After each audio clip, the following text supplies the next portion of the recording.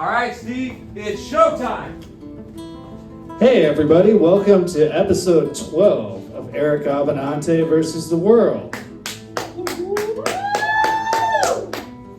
Episode 12 is starting to feel a little like a milestone. You know, me and Eric go way back.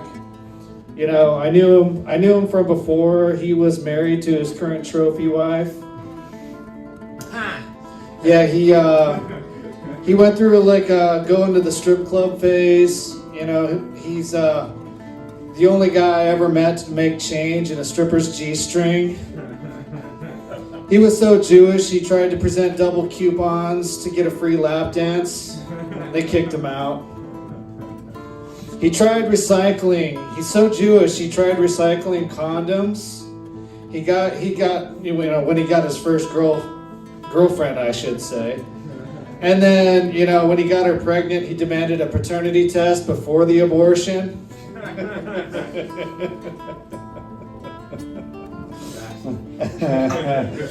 But today is also the last day of Jewish Christmas. So I decided that we needed to do something to commemorate the moment. So the hardworking people of Guatemala made this wonderful award for Eric.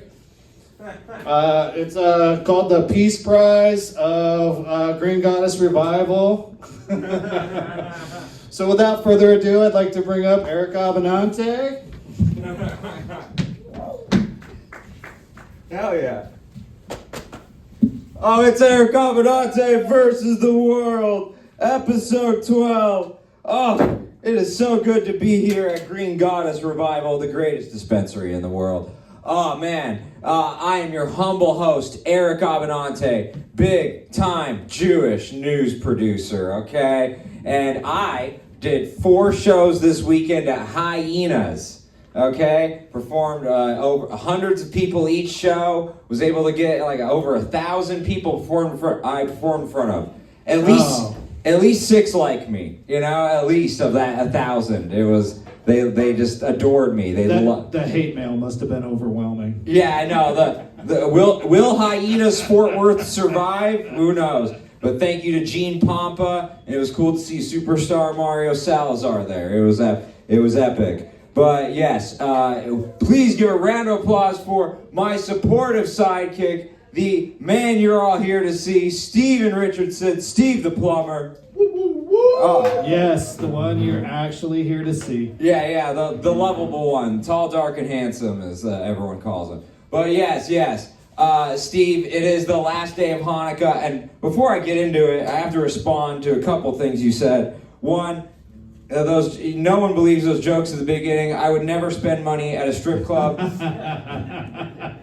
Okay. Yeah, I know, but it was They have my face at every strip club. Do not let this cheapskate in. He will not pay at all. Okay, so we know that's not true, but I love the Peace Prize.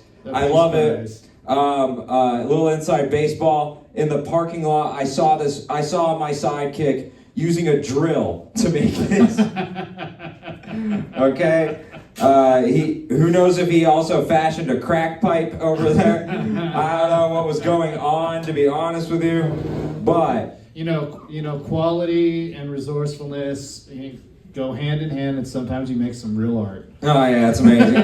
But it was a real honor. And for those of you wanting my adoring fans, where is your signature scarf? Well, it is Texas weather has really increased. It's warm now, and so look, I don't need the scarf. We have it on our mascot Toki. Hey. All right. This is our mascot Toki, and we may name the store after him. Stay tuned for that. Okay, a little prelude for that. But yes, it is the last day of Hanukkah, Steve. Thank God. What do you mean by that, Steve? I mean, I thought everyone loves us and everyone loves our holidays. No, even we don't love our own holidays. It was a tough one this year. Bloodiest Hanukkah. But last day of Hanukkah, I'm really excited. Steve, what do you think is going to happen? I think at least I survived. You know, at least Yeah. I survived the bloodiest Hanukkah, right? Yeah, we had the Bondi Beach shooting. And Rob Reiner. And then that Rob Reiner travesty is. Oh yeah, real travesty. I forgot he was Jewish, to be honest. Thought he was just fat. Till you saw the picture of him, right? I forget. Once you get fat enough, you don't see the nose. You know, that's the trick. And so it is kind of. The night is still young. I might get an early Christmas present. Yeah, that is true. For you would-be assassins in there, please give my sidekick Steve a Christmas present. Get him out of this hell. You know, called talking to Jewish people daily. Oh my goodness. But we shoot this show every single week at the greatest dispensary in Texas. Some say the world. Green Goddess Revival. Please give over Green Goddess Revival. Yeah, we love this place. And thank you to the man, Josh Pitzenbarger. Yes, so as you know, great dispensaries like this, we're threatened by the new bill that is going to, ban hemp. But we got some good news. Trump he rescheduled marijuana from Schedule 1 to Schedule 3. Yeah, it doesn't really change anything in terms of legality. It doesn't change anything at all. But it now is being researched. Yeah. That's great. I am for marijuana research. I've been researching marijuana for years in my lab. Thank you for your service. I have a beaker dedicated to marijuana. And my research, a beaker bong. Yes. It is. I'm very dedicated to marijuana research. But we have a great show. We have kids and dogs here, okay? That people love my political discourse so much that we now have kids and dogs here, okay? This is a family establishment. Yeah, this is amazing. So that also sells a lot of and I know what the kid is thinking. Where's the scarf? He's a big fan, I know, but again, it's not weather appropriate. Young man, okay? I'm almost taller than that guy. Yeah. He's like, I look older than him already. I look older and yet more immature at the same time than the child in the back. Yes, it is tragic. But enough of the frivolities. Okay, we got to get to the headlines, Steve. And oh my God, we have a crazy one. So as we were shooting the show last week, this happened. Rob Reiner was killed tragically. He was killed by his son. Killed him and his mom. Real tragic. And God, I mean, in a situation like that, all you can really say is thoughts and prayers, rest in peace. This is going to be a layup for Trump, right? Right. He's going to nail it, right? Easy. Yeah. Well, he had a post that was so controversial. People are saying it's potentially the last straw of his administration. He upset MAGA people so much with his post. And look, I am, for the first time in this show's history, I have notes for myself because I tried to memorize what Trump said, and my brain was like, don't, I'll kill you. You will have an aneurysm and fall where you stand, sir. Don't you try. And because this show is about accuracy, I'm going to get exactly what Trump said. Okay. So, look, again, this is a layup. This is easy. There's no way he could screw this up, right? All right. Straight from his Truth Social, hours after we found out Rob Reiner was stabbed by his son. A very sad thing happened last night in Hollywood. Actual voice recording. Hey, this is a good start. We're nailing it. Okay. So far, so good. I am confident that this will continue. All right. Rob Reiner, a tortured and struggling but once very talented movie director and comedy star, has passed away together with his wife, Michelle. And not as good. Dear God, Trump, why do you have to make everything about yourself? Why do we have to call him a has-been after he's been brutally murdered? Yes. Trump just sees everything through the prism of Trump at this point. He has entered the Louis XIV stage of his presidency. Okay? I am the Sun King. The world revolves around me. That is why everyone in the White House is afraid to stare at me for too long. It's not because I view that as consent. That is not why people are afraid to stare at me. It's because I am the Sun King. Oh, great Sun King. I mean, it really is the Louis XIV presidency. You got to think about it. I mean, just like Louis XIV, obsessed with the grandeur of his court. My ballroom. We need to rebuild my ballroom. Consolidating power. Third term. I must have a third term. And then, of course, the unnecessary wars that caused a lot of trouble with the neighbors. We're going to nuke Venezuela for oil. Totally justified. Totally justified. Okay, so, God, after that, I am excited. What else do we have here with this post? I mean, it can't get any better than that, right? I mean, it's just, let's see what the Sun King said. Rob Reiner, a tortured and struggling, but once very talented movie director and comedy star, has passed away, together with his wife, Michelle. Reportedly, due to the anger he caused others through his massive, unyielding, incurable affliction with a mind-crippling disease known as Trump Derangement Syndrome, sometimes referred to as TDS. I love the reportedly there. Who was reportedly? I like how he bullseyed that fuck up, right? Yeah. Just like... What was the reportedly for? That's a good word. Reportedly, others are saying that this was all caused because of me. Others are saying it, not just me. Others. Everybody knows. And then, he's got TDS. Trump has TDS. Trump has Trump Derangement Syndrome, okay?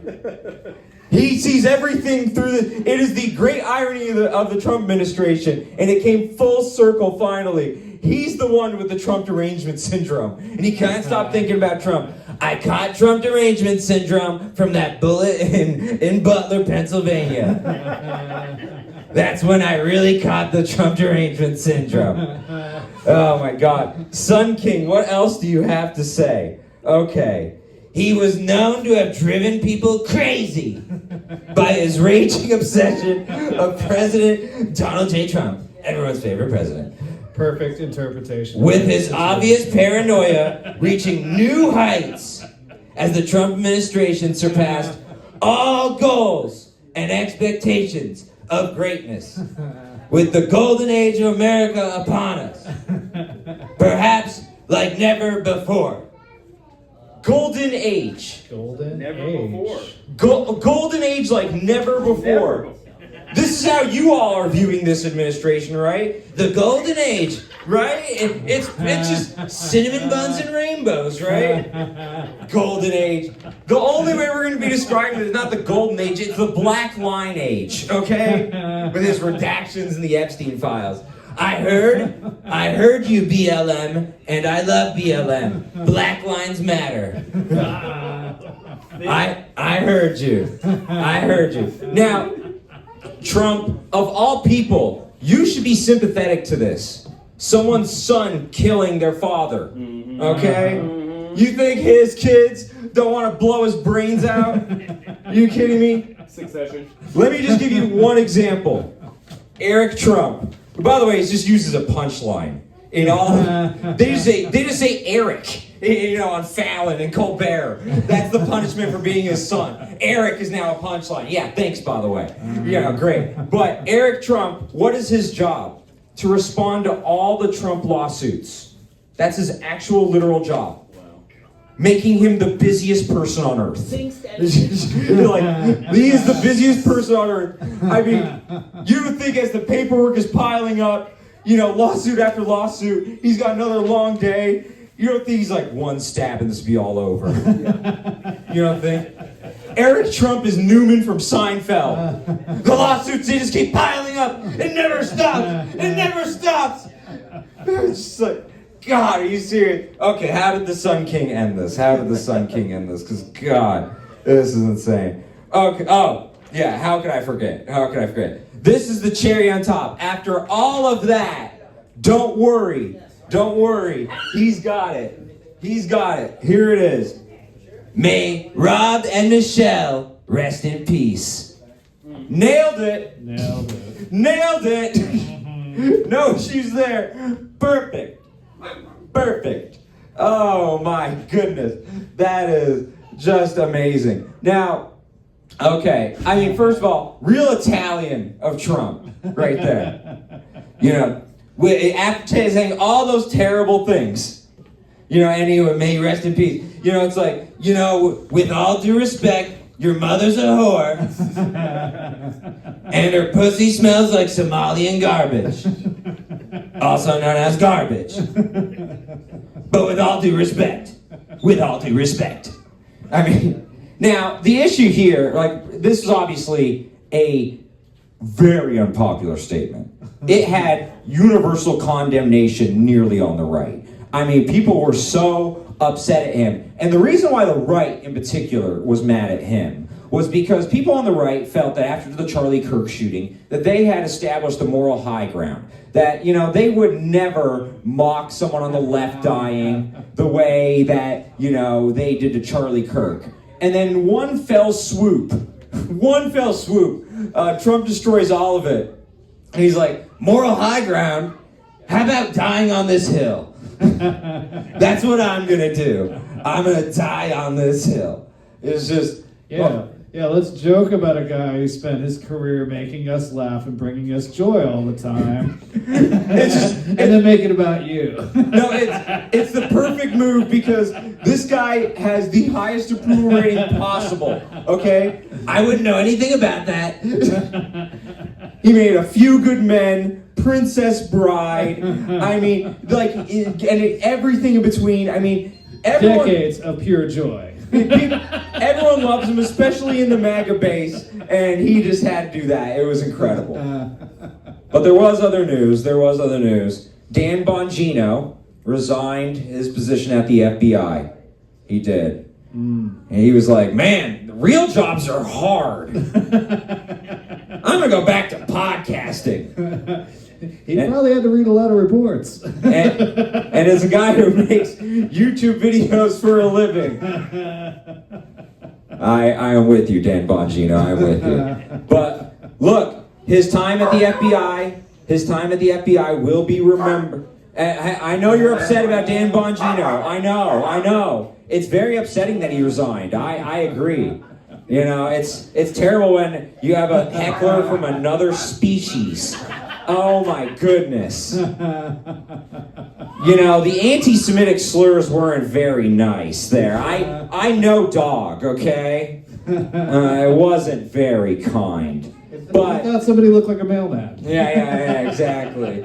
Yeah, I heard big nose from the dog language. But, look, I mean, okay, yeah, so Dan Bongino resigned, and his time as the FBI director will be remembered just like his time in podcasting. Saying nothing. I already forgot what we were talking about. Yeah, exactly.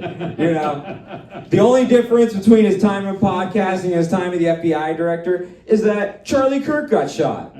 Oh. Great job, Dan. I hope you feel great about what you did. Hope you feel just excellent. In other news, Ilhan Omar said that her son got pulled over by ICE in the wake of Trump's comments about Somalians being garbage.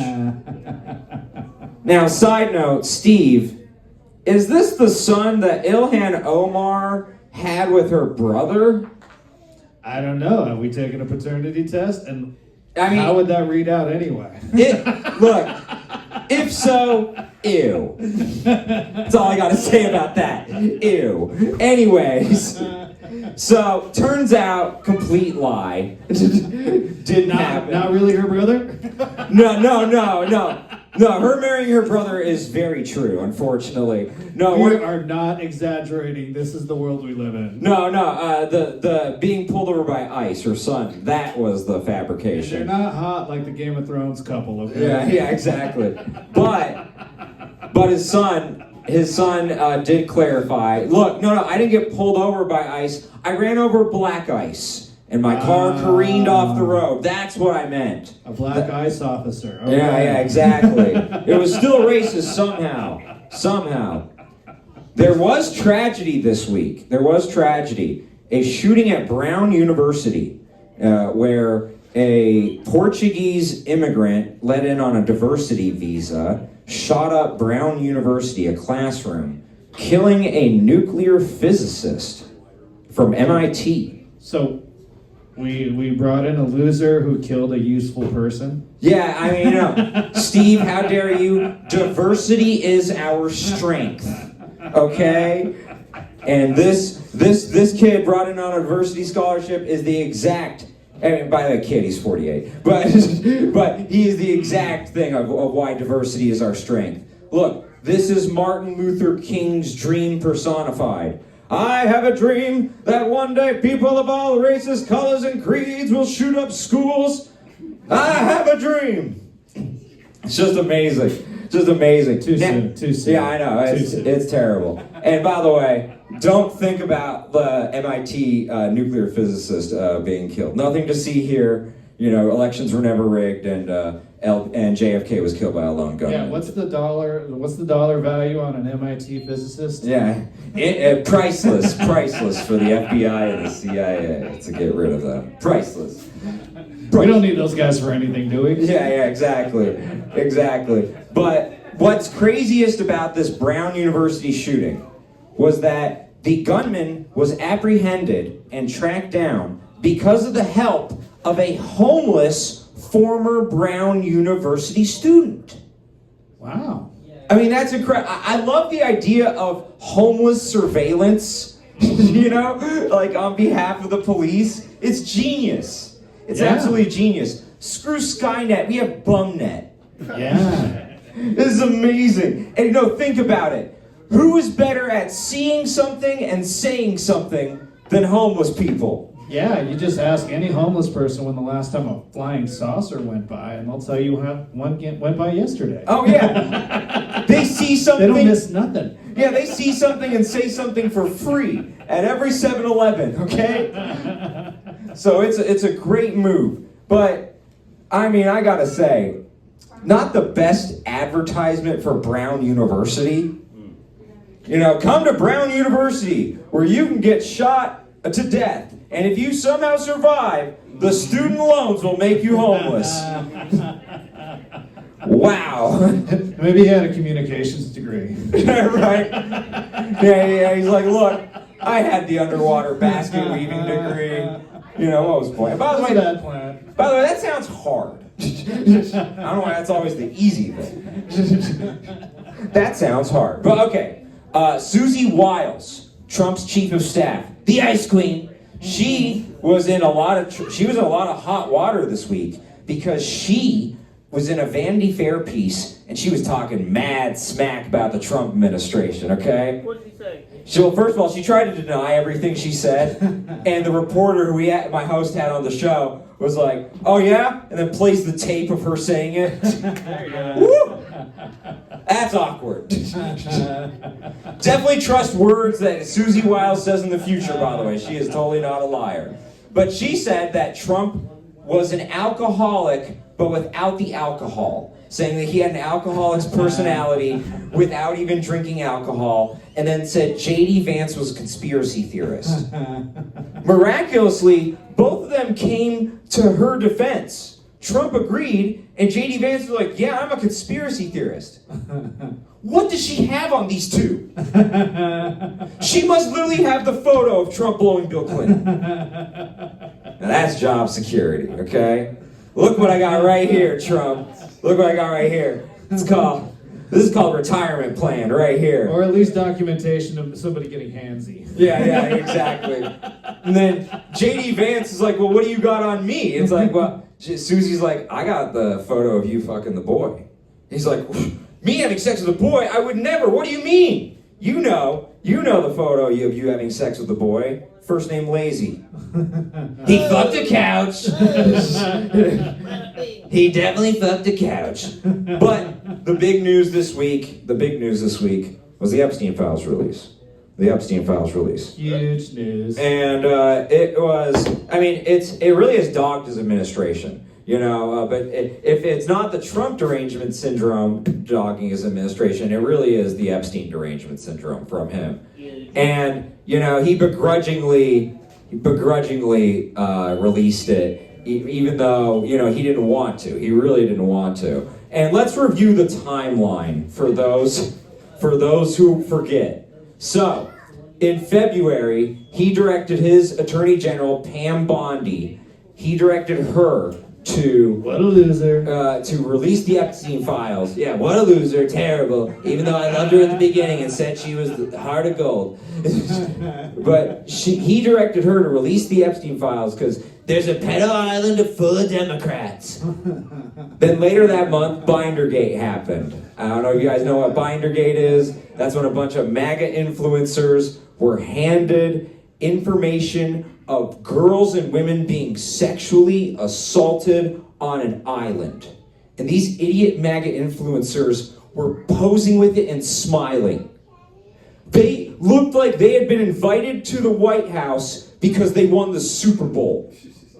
Okay, that is what they looked like. And so the most unnecessary victory lap. Yeah, and from that moment on, that was the end of the Trump honeymoon period, quickest honeymoon period that's ever happened in American political history. And then from that moment on, Trump never mentioned it. He never mentioned it until July. Until July, when he said, "Who cares about the Epstein files anyways? No one cares." And guess what? It's December, and people still care about the Epstein files. So he begrudgingly released them, but he just released, all the photos of the other people, redacted his name, to distract you. Oh my God, look at Bill Clinton in a hot tub with a black box that is a girl. And that black box, we all know, is Candace Owens. That black box is terrible. That black box was a child in that photo. Terrible. Don't make fun of Candace Owens. Yeah. She's salt of the earth. No one should ever make fun of her. Like Gandhi. Just like Gandhi. But, it's just like, it's amazing. Like, okay, yeah, he had the photo of Bill Clinton and that's gonna be, that's that. But there had to have been a discussion, right? There had been a discussion of what to release and what not to release. And I think I know how that went. So, playing the part of the chief of staff recently in controversy, Susie Wiles, the ice queen, will be my sidekick, Steve the plumber, Steven Richardson, and playing the part of the star of the Epstein files, Donald J. Trump, will be yours truly, Eric Abbenante. All right. So, Susie, we have to release the Epstein files. We have to release them. The public is demanding it. So we're going to release all the Epstein files, right? No, Susie, I didn't say that. We can release just parts of the Epstein files that will make everyone's favorite president look better. Okay? That is what we're gonna do. So, here's the first one. Michael Jackson. Look at this picture, Susie. Michael Jackson with Jeffrey Epstein. That face is so destroyed from surgery, I thought it was Kristi Noem. Yes, exactly. Michael Jackson does look like Kristi Noem. That's a good call. That's a good call, actually, Susie. That's why you're the best chief of staff. But, this is disgusting, Susie. Michael Jackson with Jeffrey Epstein. That's terrible. Michael Jackson was bad. Bad. Really, really bad. So bad. He was a smooth criminal. Who knew that Pretty Young Thing was about underage girls on Epstein Island? Terrible. He's a pedophile. Oh, that's so terrible. Mama say, mama saw, mama fucked a child. Oh, shit. So terrible. So terrible what Michael Jackson did. So terrible. Look at this picture. Look at this picture, Susie. Mick Jagger of the Rolling Stones. Mick Jagger of the Rolling Stones with Jeffrey Epstein. Ironic, since your response to the Epstein files is to paint it black. Oh, that sounds really funny. That sounds really funny, Susie, but luckily, I don't get any references unless my staff tells me, okay? So, that was probably clever. but I wouldn't know. I wouldn't know. Should I use a girlier voice next time? No, you're nailing the Susie Wiles impression, Steve. You're absolutely nailing it. Look at this picture. Look at this picture, Susie. Kevin Spacey with Jeffrey Epstein. House of Cards. House of Cards. Did I steal the joke? You did, but it's okay. You're not allowed to have multiple jokes in a row. Terrible. How could you? Greedy Jews stealing all the lines. How terrible of you. Yes. No, look at this one, Susie. Walter Cronkite with Jeffrey Epstein. The most trusted man in America. No. Should be me. Release that one, Susie, for sure. And of course, look at this picture of Bill Clinton. Bill Clinton, Susie, do you see this picture? You mean the one of you blowing Bill? Foiled again. You're so clever, Susie. So clever. End scene. So, what do you think of my theory, Steve? I don't know. It could be paranoid. Or Or it's Eric Abbenante versus the world.